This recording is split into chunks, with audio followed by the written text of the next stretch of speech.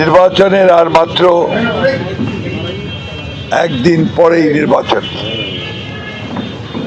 অনেক স্পেকুলেশন ছিল, অনেক কথাবার্তা ছিল সমগ্র দেশেই, বিশেষ করে মিডিয়াতে। অনেক দিন নির্বাচন না হওয়াতে 15 বছর প্রায় সকলেই একটা যেটাকে আমরা বলি উদ্বেগ, যে নির্বাচনটা শেষ পর্যন্ত ঠিকঠাক মতো হবে কিনা। আমি এখন পর্যন্ত এই এবারকার নির্বাচনের যে পরিবেশ সেটাকে মোরলেস ভালো দেখলাম। যে কয়েকটা ঘটনা ঘটেছে প্রথম দিকে, তারপর সবাই সংযত হয়েছেন এবং সেই সংযত হয়েই আমি যা মনে হয়েছে যে এখন পর্যন্ত নির্বাচন যে পরিবেশ সেটা নির্বাচনের অনুকূলেই ছিল। এর মধ্যে আপনারা অনেকগুলো ইস্যু নিয়ে এসছেন, কথা বলেছেন, আমরাও আমাদের কাজ করেছি। ঠাকুরগাঁতে বিশেষ করে আমাদের চেয়ারম্যান তারেক রহমান সাহেবের যে সফর, সেই সফর অত্যন্ত ইতিবাচক ভূমিকা রেখেছে ঠাকুরগাঁ পলিটিক্সে। আমরা মনে করি তার এই সফরটা বিএনপি রাজনীতিকে অনেক দূর এগিয়ে নিয়ে গেছে। এখানে আমাদের এক ভাই প্রশ্ন করেছেন, এই নির্বাচনে আপনার প্রত্যাশা কি? প্রত্যাশা তো হচ্ছে আমাদের একটাই, যেটা আমরা দীর্ঘ 15-16 বছর ধরে লড়াই করেছি, যে একটা গণতন্ত্রের উত্তরণ, যেটাকে আমরা বলি রেস্টোরেশন অফ ডেমোক্রেসি, গণতন্ত্রকে আবার পুনরায় ফিরিয়ে নিয়ে আসা।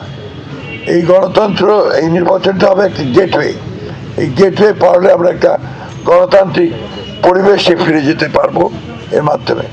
আমি সেই জন্যই আশা করছি যে নির্বাচনটা সুষ্ঠু হলে গণতন্ত্রের যে ব্যবস্থা, আমাদের রাষ্ট্র ব্যবস্থা, সমাজ, সব কিছুতে গণতন্ত্রের চর্চা করার সুযোগ সৃষ্টি হবে। সেই জন্যই এই নির্বাচনটাকে আমি ব্যক্তিগতভাবে অনেক বেশি গুরুত্ব দিই। আরেকজন প্রশ্ন করেছে, সার্বিক পরিস্থিতি কিভাবে মূল্যায়ন করবেন? হ্যাঁ, প্রশ্নটা এতই সার্বিক যে এইভাবে বলা বড় মুশকিল। তারপরেও আমি বলি যে, যেটা আমি এর আগেও বললাম, যে রাজনৈতিক দলগুলো আমার মনে হয়েছে যে কম বেশি অত্যন্ত সতর্কতার সঙ্গে এবং তাদের নিজস্ব স্বকীয়তা রক্ষা করে নির্বাচনটা যেন হয় সেভাবেই তারা কাজ করেছেন। আমি খুব আশাবাদী যেখানে নির্বাচন ভালো হবে, এটা আমরা আশা করছি। আমি এখন পর্যন্ত আমাদের দলগতভাবে সেই ধরনের কোনো চিন্তাভাবনা আমরা করিনি। তবে কিছুটা আপনার বললাম না, কিছুটা উদ্বেগ থেকেই যায়, উদ্বেগটা থেকেই যায়, উদ্বেগটা থেকেই যায়, ওই উদ্বেগ থেকে যায়। এই জন্যে যে বিগত 15 বছরে নির্বাচনে এত কারচুপি হয়েছে, এত ইঞ্জিনিয়ারিং হয়েছে, যে একটা যে ভালো ইলেকশন হতে পারে এতে অনেকে ভাবে না। মাথার মধ্যে সবসময় আপনার ওইটা কাজ করে যে বোধহয় কিছু হবে। তবে আমি এখন পর্যন্ত দেখেছি আপনার সামগ্রিকভাবে, তাতে করে আমার মনে হয় যে ইলেকশনটা ভালো হবে। আর ইঞ্জিনিয়ারিং টিচারিংয়ের ব্যাপারগুলো আমার মনে হয় না যে সেভাবে খুব ইফেক্টিভলি আপনার কোন ইনফ্লুয়েন্স করতে পারবে। এই অভিযোগ কারা করছেন? হ্যাঁ, গণমাধ্যমে আসছে। আমি এই জিনিসটাকে আপনার ঠিক ওইভাবে দেখি না। আমি মনে করি যে সরকারি কর্মচারী, কর্মকর্তা, তারা তাদের দায়িত্ব পালন করবেন। রাজনৈতিক মতামত অনেকেরই থাকতে পারে, কিন্তু যখন আপনার দায়িত্ব আসে সে দায়িত্ব পালন করতে আপনার সকলেরই উচিত হবে। আপনার অ্যাজ পার রুলস সকল দায়িত্ব পালন করা।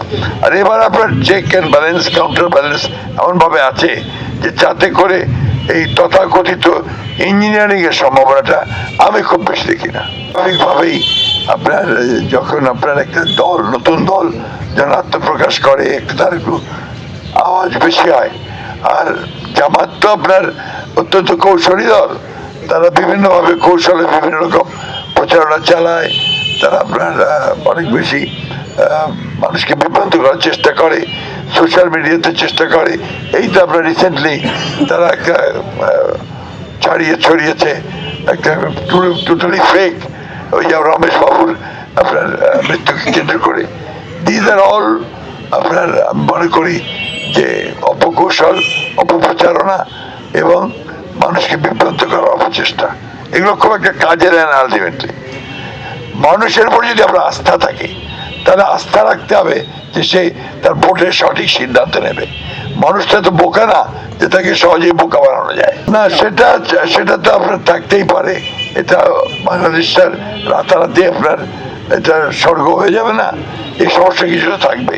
তারপরেও এগুলোকে কাভার করে আমরা যারা আপনার পজিটিভ রাজনীতি করছি, সবাইকে ভোট দিতে যাওয়ার জন্যে আমরা আপনার অনুপ্রাণিত করছি, বলছি যাকে খুশি তাকেই ভোট দেন, ভোট কেন্দ্রে যান, ভোট দেন, দ্যাট ইজ ইউর রাইট, এটা আপনার অধিকার। সেই কাজটাই আমরা করার চেষ্টা করছি এবং প্রশাসনও এভাবেই সবাইকে বলছে। আমরা আশাবাদী যে সবাই, হিন্দু, বৌদ্ধ, খ্রিস্টান, মুসলমান, সবাই ভোট কেন্দ্রে যাবেন, গিয়ে ভোট দেবেন।